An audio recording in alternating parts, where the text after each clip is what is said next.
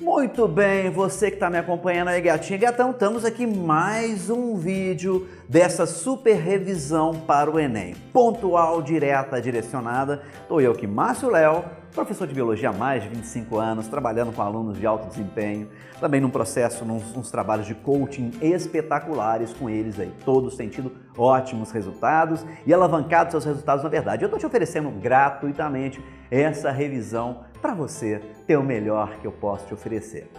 Vamos lá então? Vamos começar esse vídeo um pouquinho diferente, mais zen, mais tranquilo. Vai começar comigo assim, ó. Inspira profundamente. Se coloca no presente. Expira. Inspira. Expira. Isso acalma, isso coloca a gente em situação presente, mas ao mesmo tempo serve para ilustrar uma coisa. Sabe o que aconteceu com a maior parte do ar que entrou nos seus pulmões nessa hora? Nada. 78% do ar que entrou nos seus pulmões nada mais é do que nitrogênio. E nós, animais, assim como as plantas, não temos a capacidade de aproveitar esse nitrogênio a partir do estado fundamental como ele está, como nitrogênio molecular. Mas peraí, nós sabemos que ele é extremamente importante para a gente, como elemento químico.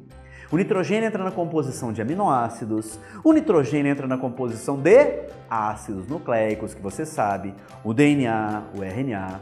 Ele entra na composição do ATP. Então é um elemento químico extremamente importante nos compostos que nós temos no nosso corpo, nos compostos orgânicos. Mas espera aí, como é que nós vamos conseguir se nós não tiramos do ar? Como é que nós conseguimos? Como é que as plantas também conseguem? Aí é extremamente importante que você entenda o ciclo do nitrogênio. Mas por que eu estou falando isso? Porque naquele estudo feito, nós identificamos que é, obviamente, o queridinho do Enem, o nitrogênio. Assim como o carbono, logicamente, que foi feito aí no vídeo anterior. O ciclo do carbono está ali. É a relação entre o quê? Basicamente fotossíntese e respiração.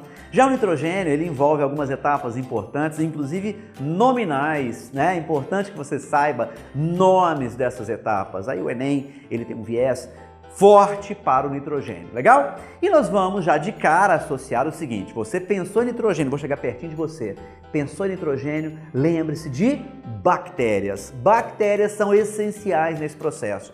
As bactérias são fundamentais nesse processo. Tá? E aí você vai observar o ciclo que está aqui, tirar um print, eu vou dar uma saidinha para depois você poder estudar. Ah, professor, mas não tem quase nada. Sim, você vai observar, tirou o print, eu estou de volta aqui para a gente poder falar exatamente do ciclo do nitrogênio, que é esse elemento químico extremamente importante para a gente. Repare então o seguinte, no ar que nos cerca, cerca de 78% é N2, é um nitrogênio no estado fundamental. Ele vai ser incorporado por bactérias do solo, por cianobactérias que estão lá na água, nesse estado fundamental. Eu vou fixar bem o meu tema aqui nas bactérias, excluindo as cianobactérias, tá? Porque o volume de nitrogênio imobilizado por elas, o volume de nitrogênio retirado do ar é muito grande, é extremamente importante para você, tá bom? Então olha só, repare o seguinte, as bactérias, elas realizam um processo chamado de biofixação ou simplesmente a fixação biológica do nitrogênio. Então repare, a biofixação ela é realizada por quem? Pelas bactérias, que são aí bactérias, ó, bactérias do ciclo do nitrogênio, bactérias anaeróbicas. Mas por que, mestre? Por que elas fazem isso? Repare uma coisa, você se lembra lá da ideia de respiração celular e você se lembra que o O2 molecular tem um papel fundamental na respiração, que é o quê? Que o O2 ele é um aceptor final de hidrogênios, lembrando que a respiração decompõe a matéria orgânica. E essas bactérias anaeróbicas fazem exatamente isso. Elas utilizam o quê? O nitrogênio molecular com a mesma função do oxigênio, ou seja, como aceptor final de quê? De hidrogênio. Repare então que o nitrogênio que estava no ar agora está aqui, ó, na forma de quê? De amônia, né? O gás amoníaco. Só que esse gás amoníaco iria para a atmosfera e nas bactérias que estão pelo menos no solo, na água, ele vai ser solubilizado na forma de quê? De íon amônio. Repare então, o íon amônio solúvel, disponível e ficou no ambiente, que o gás amoníaco escaparia aí para a natureza. Então, repare o seguinte, essa etapa que termina com a produção de amônia ou de íon amônio, independente de onde ela aconteça, ela vai ser chamada de quê? De amonificação. Então, a biofixação termina numa amonificação, numa formação de quê? De íons amônio aí, ou no caso, do gás amoníaco. Legal? Isso vai ser importante mais para frente, a gente vai explicar por quê. Repare que esse íon amônio solúvel, solubilizado, então, ele é disponibilizado no ambiente, no solo, na água. E neste ambiente existem bactérias que são capazes de incorporar esse íon amônio. E repare o que está acontecendo, um processo de oxidação. Nós estamos mudando o NOx do nitrogênio. Professor, eu não me lembro esse negócio de mudar o NOx. Aí eu vou te sugerir uma coisa, dá uma olhadinha lá com o seu professor de química nesse momento, que é fundamental que você saiba isso para química. O que eu quero que você observe é que está existindo uma variação do NOx. E essa variação ocorre por quê? Porque as bactérias que oxidam, olha só, a amônia inicialmente, existe uma oxidação da amônia até um composto que é qual? Que é o nitrito. Anota aí, ó. Aqui nós temos o nitrito, tá? Nitrito. Amônia oxidada até nitrito. Ok? Esse processo é chamado de quê? Esse processo é chamado de nitrosação. Ok? Bactérias que estão no solo, bactérias que estão na água, não vai ficar decorando o nome de bactéria agora não, tá? Associa só com a ideia de bactéria. Bactérias fazem esse processo chamado de nitrosação, de oxidação da amônia e nitrito. Mas por que elas fazem esse processo? Elas não fazem isso pra gente não. São bactérias quimiosintetizantes. Então repara, bactérias anaeróbicas, bactérias quimiosintetizantes. Com essa variação de NOx, existe energia livre, existe fluxo de elétrons, que essas bactérias aproveitam esse fluxo de elétrons para poder produzir os seus carboidratos. Assim como acontece com a fotossíntese, que usa a energia da luz para um fluxo de elétrons interno lá no cloroplasto ou no caso da cianobactéria, essas bactérias quimiosintetizantes utilizam energia de oxidações e aí elas conseguem fazer o quê? Produzir o seu próprio carboidrato. São bactérias autotróficas quimiosintetizantes que fazem parte desse ciclo então. Então, ó, a nitrosação, primeira etapa que está acontecendo aqui, oxidação de amônio em quê? Em nitrito. Mas esse nitrito é disponibilizado, inclusive ele é tóxico, disponibilizado no ambiente, ele é assimilado por um outro grupo de bactérias que é capaz de transformar esse nitrito em quê? Em nitrato.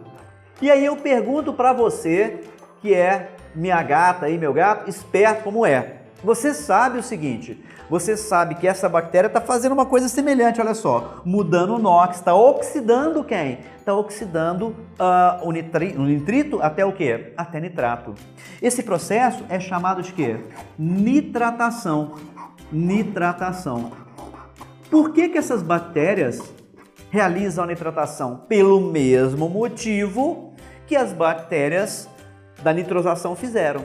São bactérias que estão oxidando para fazer a quimiossíntese. Então repara, nessas duas etapas, amônia, nitrito, chamada nitrosação, nitrito, nitrato, chamado nitratação, nós temos o papel de bactérias que são bactérias, não se esqueça, quimiosintetizantes, legal? Vem cá comigo agora, presta atenção. Essas duas etapas, nitrosação e mais nitratação, ó, essas duas etapas são chamadas de quê?